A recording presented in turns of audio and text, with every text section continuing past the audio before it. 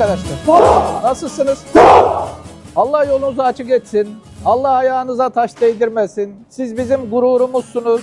Vatan sizden hizmet bekler. Her zamanda en güzelini yaparsınız. Sizlerle gurur duyuyoruz. Dualarımız sizlerle. Allah yolunuzu açık etsin. Güle güle gidin. Kazasız, belasız geri dönün. Cenab-ı Allah'tan duamız, niyazımız budur. Sizleri çok seviyoruz. Kendinize lütfen dikkat edin. Yürüdü ileri alplar bismillah. Ey cengin talihi bize yol ver yol. Bekliyor bizleri zafer bismillah.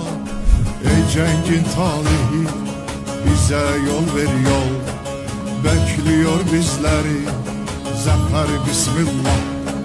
Ey cengin talihi bize yol ver yol. Bekliyor bizleri zafer bismillah.